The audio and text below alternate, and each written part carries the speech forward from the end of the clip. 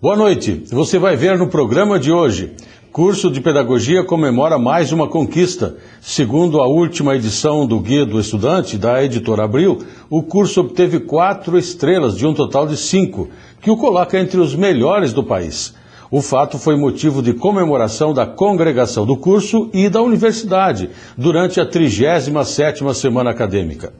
Vamos mostrar ainda a formatura dos novos licenciados em Ciências Biológicas. Aguarde só um instante.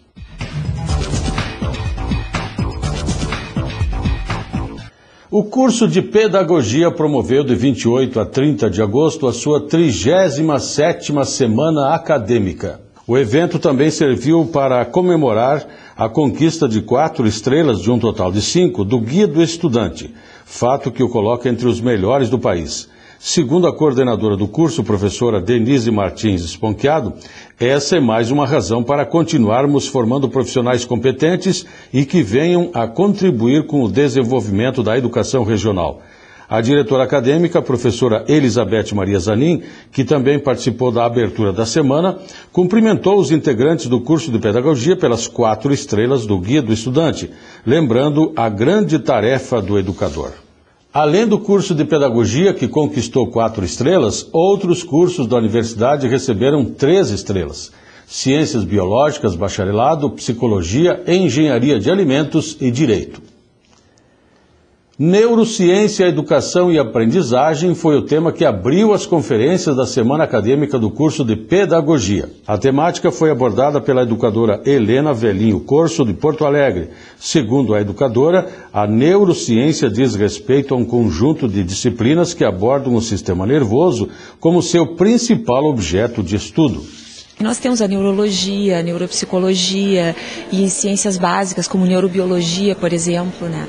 Isso acontece porque, na verdade, o sistema nervoso ele pode ser abordado de sob diferentes óticas. Então, a gente pode abordar, por exemplo, o aspecto mais estrutural do sistema nervoso, o anatômico, né? O aspecto mais molecular. Então, são vários enfoques que se pode dar para o sistema nervoso. E a contribuição disso para a educação e para os processos de ensino e aprendizagem é total, porque, na verdade, a gente agora consegue, graças aos avanços mais recentes no conhecimento do cérebro, das estruturas e do funcionamento do cérebro, a gente consegue corresponder estruturas e funções cerebrais de um lado com processos cognitivos de outro. A gente pode estabelecer correspondências e compreender melhor como é que essas funções cognitivas se desenvolvem, se dão, como é que as dificuldades, por exemplo, vão aparecer e dessa forma, então, trabalhar melhor na prática educacional, né? Dentro dessa perspectiva, qual o significado ou o sentido de aprendizagem? Pois é, a aprendizagem, de um ponto de vista neurológico, seria toda vez que que uma nova estrutura neurológica se forma, né, com base nas sinapses. Então, se um estímulo novo é recebido pelo nosso sistema nervoso, e esse estímulo perdura, eu vou precisar me acomodar a esse estímulo, sinapses vão ser feitas, vias vão ser constituídas e assim se criam os caminhos da aprendizagem no cérebro. Que contribuições o professor pode retirar da neurociência para contribuir no processo de ensino-aprendizagem?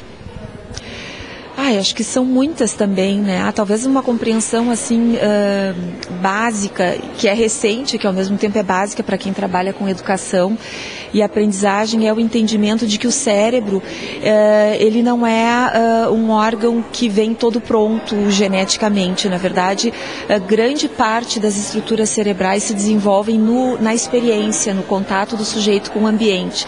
Então, aquilo que se achava antes que era uma estrutura totalmente fechada e determinada e que se haviam questões cerebrais nada poderia ser feito, né? Essa ideia já caiu totalmente por terra e já se entende hoje a estrutura neurológica como algo que está sempre sendo construída no contato do sujeito com o ambiente. A neurociência, ou a gente pode entender ela como um grande labirinto, né? E que contribui muito com esse processo de ensino-aprendizagem. Que caminhos, qual é o caminho que o professor deve seguir para chegar a entender melhor esse conhecimento a partir da neurociência? Eu acho que é muito estudo, né?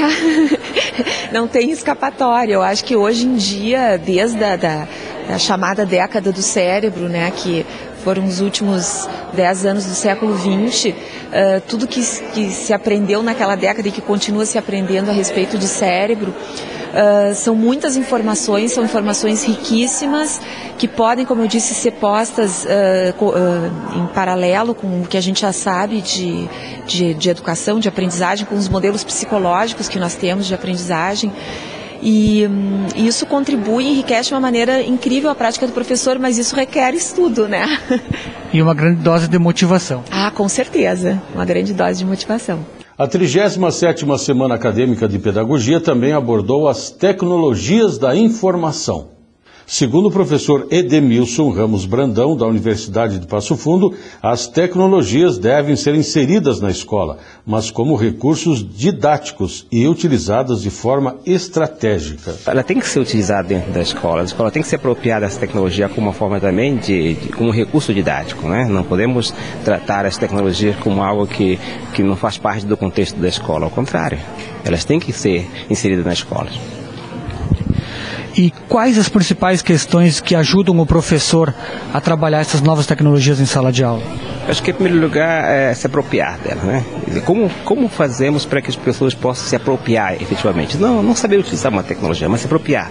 Ou seja, fazer uso estratégico disso para suas práticas, para obter o melhor resultado educacional, para avaliar melhor os seus alunos, enfim, também para motivar os alunos a utilizar melhor essa tecnologia, né? Hoje as ferramentas são inúmeras que a gente pode utilizar em sala de aula para melhorar tanto o aprendizado do aluno como também o crescimento do próprio professor. Mas ainda encontramos muitas barreiras, né, nesse processo, né, de migração, digamos assim. Sim, as ferramentas são muitas, talvez isso que deixa a gente um pouco preocupado, né? Porque quando a gente inicia a entender um pouco da ferramenta, já existe uma nova. As crianças estão muito mais à frente da gente, elas navegam tudo quanto é site, elas sabem de tudo, elas brincam com muita facilidade com as tecnologias. Então isso cria um pouco de angústia para o professor. Mas é importante que o professor entenda que todas essas ferramentas, elas têm que ser apropriadas também por ele e fazer uso disso pedagógico, né? Não ficar alheio a essa tecnologia, ser protagonista, é isso que a gente diz, né? O professor tem que ser protagonista desse momento. Há um caminho que o professor deva seguir para melhorar a construção do conhecimento em sala de aula? Ser um aprendiz, ser um eterno aprendiz, né? Ele tem que ser um eterno aprendiz. Ele tem que saber também que esse novo momento ele precisa compartilhar as coisas mais com seus alunos, ele precisa ouvir mais os alunos, ele precisa construir algo junto com os alunos também, né? E ser um eterno aprendiz. Que novidades o senhor trará hoje aqui na sua palestra aqui na URI? Não são muitas novidades, né? A gente vem falando já há muitos anos sobre a importância da tecnologia em educação. A gente faz sempre esse apelo para que os nossos colegas, professores, futuros professores, né, se apropriem dessa tecnologia. E, mais uma vez, não sejam atropelados por tecnologias, né? Não vejam a tecnologia como algo que vai dificultar o seu trabalho, do contrário. E, sobretudo, sejam protagonistas, né? É uma época, estamos vivendo um momento muito importante.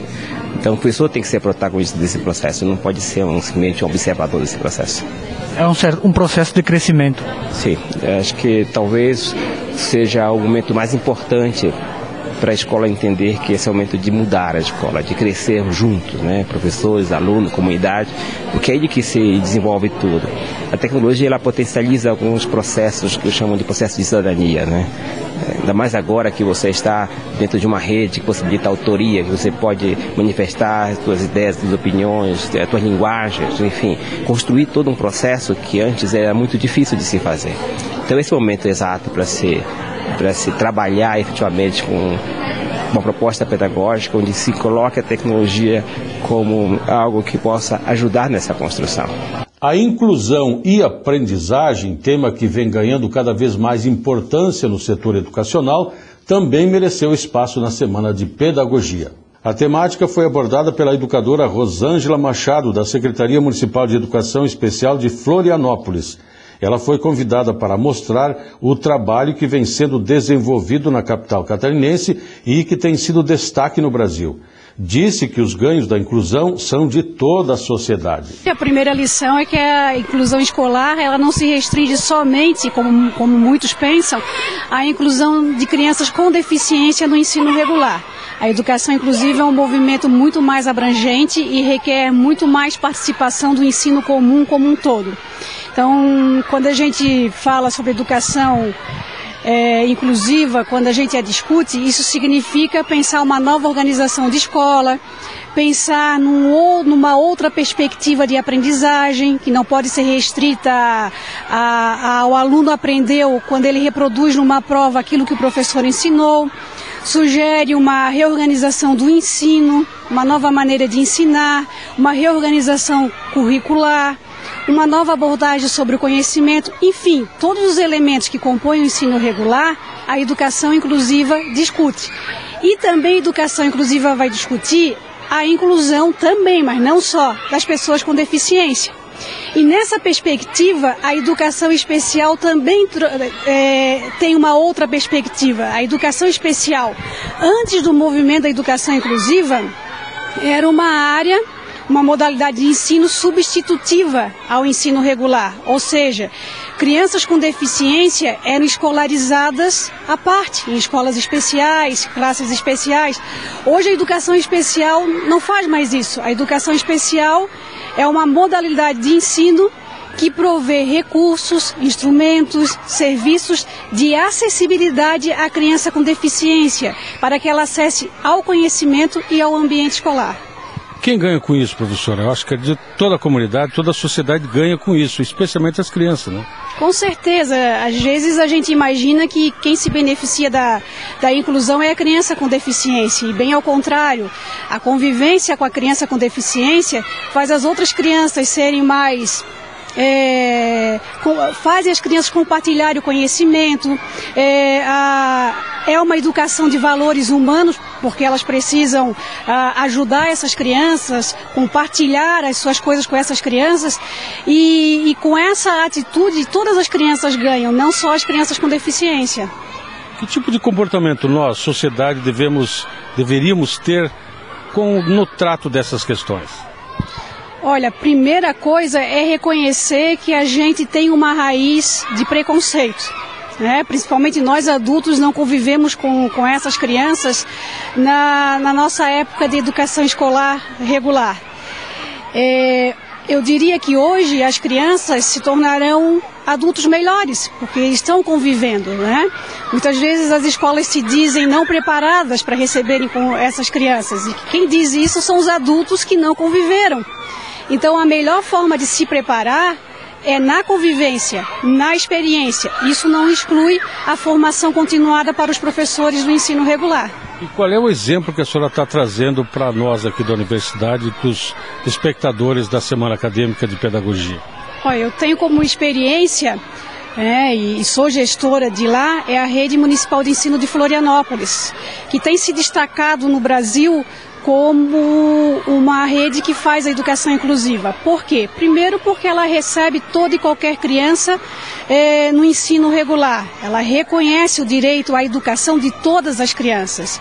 Segundo, porque a educação especial na Rede Municipal de Ensino de Florianópolis é essa modalidade que dá o suporte, dá o acesso. Então, por exemplo, uma criança com paralisia cerebral, e por causa dessa paralisia ela não escreve, tem uma dificuldade motora na escrita funcional, tem uma dificuldade na fala funcional, né? Então a educação especial vai trabalhar o quê? A comunicação alternativa, que o próprio nome já diz, é uma alternativa de comunicação por meio de fichas, de softwares, que vai fazer com que essa criança se comunique com a professora, com as crianças de sala de aula. Cabe à professora de sala de aula ensinar como ela ensina a todas as crianças, mas cabe aos professores da educação especial prover os recursos de acessibilidade.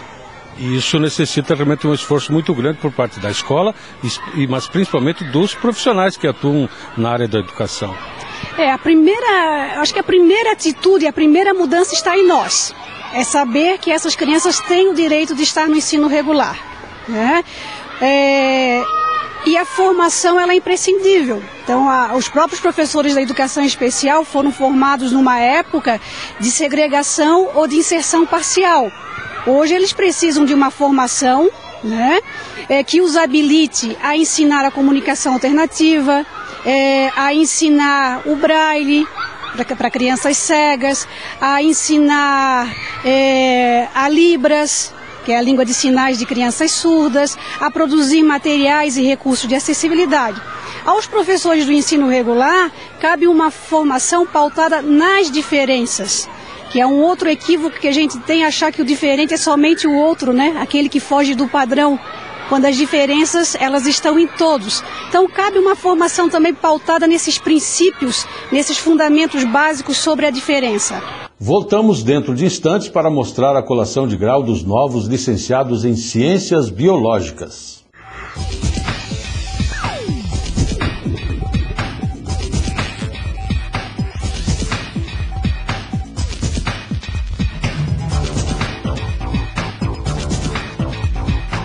Os Reis das Rodas estão completando 50 anos.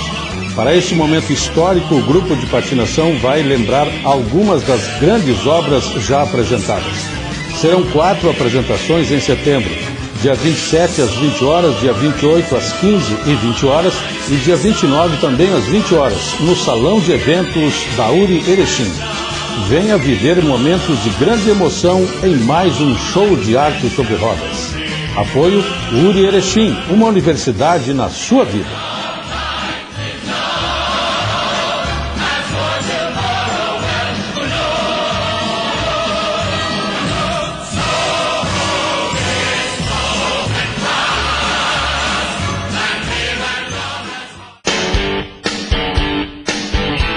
Sucesso não tem receita pronta, mas tem um ingrediente indispensável. Pós-graduação URI. Fundamental no seu currículo. Informações e inscrições no site uricer.edu.br.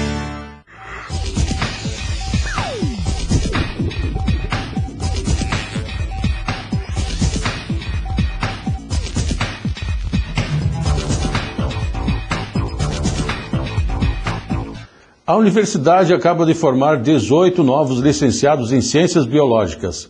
A solenidade aconteceu no dia 23 de agosto e foi presidida pela diretora acadêmica Elizabeth Maria Zanin.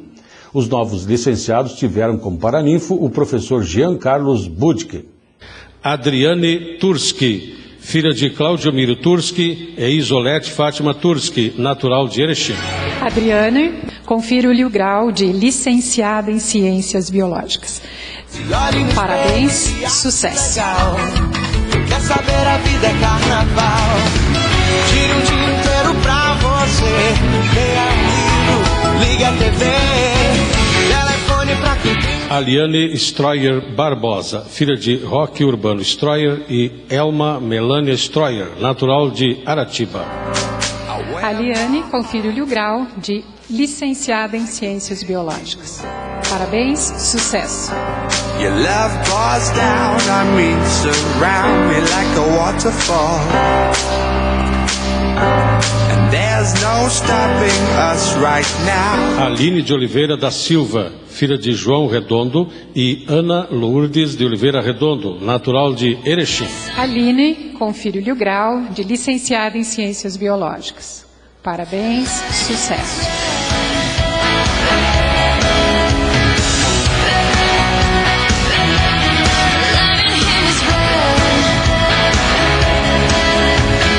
Camila Langa, filha de Lademir Carlos Langa e Maria Amélia Martins Langa, natural de Erechim. Camila, confiro-lhe o grau de licenciada em Ciências Biológicas. Parabéns, sucesso.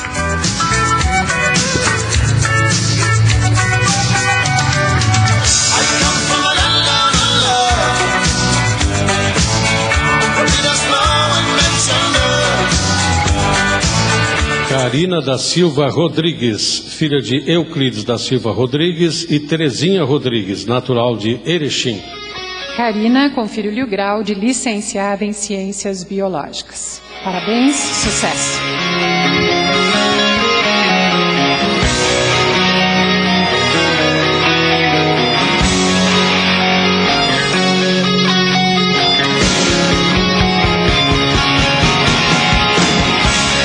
Karine da Silva, filha de Genir da Silva, e Helenir Bordion da Silva, natural de Tapejara.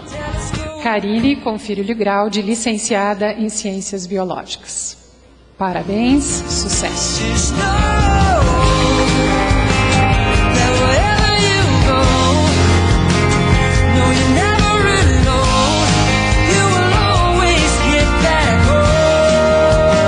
Diana Regina Ferraço, filha de Diomedes Ferraço e Terezinha Colba Ferraço, natural de Severino de Almeida. Diana, com filho de grau de licenciada em Ciências Biológicas. Parabéns, sucesso.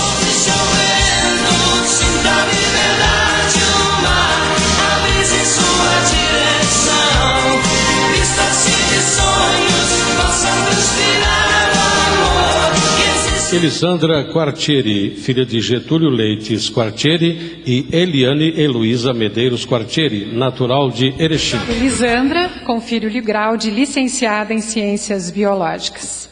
Parabéns, sucesso. Tanta coisa boa a vida tem pra te dar. O pensamento leve faz a gente mudar. Se acostume com a felicidade. Fernanda Piroli, filha de Walter Vitor Piroli e Iraci Caprini Piroli, natural de Sananduva. Fernanda, com filho de grau de licenciada em Ciências Biológicas. Parabéns, sucesso.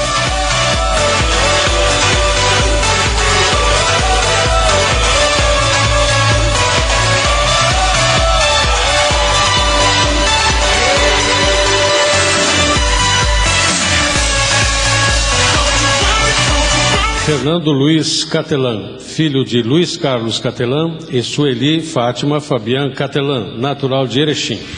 Fernando Luiz, com filho de grau de licenciado em Ciências Biológicas. Parabéns, sucesso.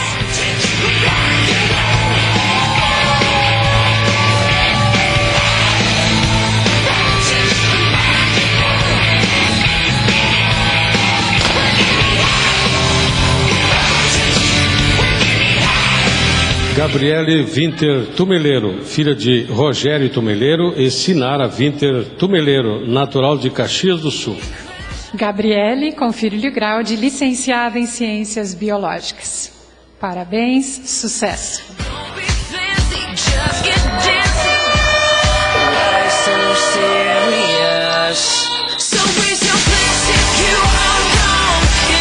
E Nayara Vieira dos Santos, filha de Rosane Vieira dos Santos, natural de Erechim. E Nayara, com filho de grau de licenciada em Ciências Biológicas. Parabéns, sucesso. Essa fé que te torna imbatível, mostra o seu valor.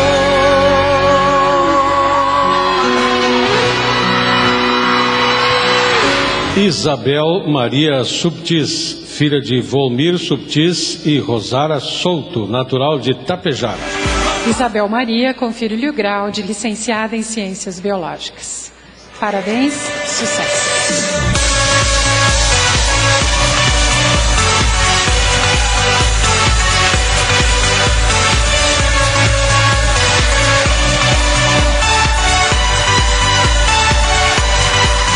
Luane Nardi Scanagata, filha de Nilson Scanagata e Lídia Nardi Scanagata, natural de Cascavel. Luane, com filho de grau de licenciada em Ciências Biológicas. Parabéns, sucesso. Everyone else in the room can see it. Everyone else but you.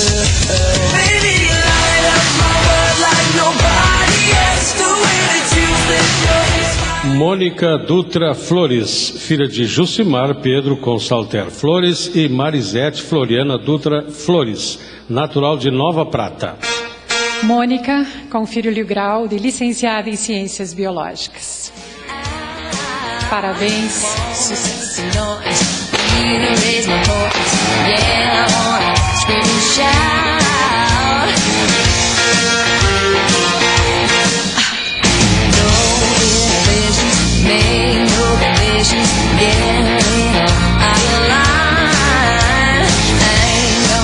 Pamela Silvier Alba, filha de Nelson Luiz Alba e Carla Giovana Zitke Alba, natural de Erechim.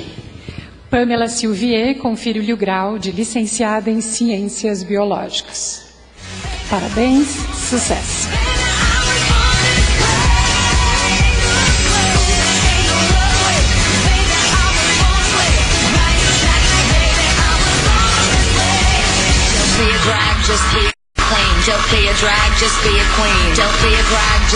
Sueli Fátima Santolin, filha de Arlindo Santolin e Terezinha Romã Santolin, natural de Erechim.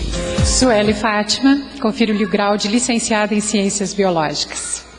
Parabéns, sucesso. From Jamaica to the world, it's just love, it's just love. Why must the children play in the... Viviane da Silva Neuhaus, filha de Arthur Alcindo Neuhaus e Neuza Terezinha da Silva Neuhaus, natural de Ijuí. Viviane, confiro-lhe o grau de licenciada em Ciências Biológicas. Parabéns e sucesso. E a vida que é, diga lá, meu irmão, ela é a batida de um coração, ela é uma doce ilusão, mas e a vida, ela é maravilha. O grupo de patinação Os Reis das Rodas está completando 50 anos. Para marcar essa data, serão apresentados 4 espetáculos nos dias 27, 28 e 29 de setembro. Os shows irão lembrar algumas das grandes obras já apresentadas pelo grupo. Os ingressos podem ser adquiridos na loja da URI ou com os patinadores. Grato pela audiência e uma ótima semana a todos.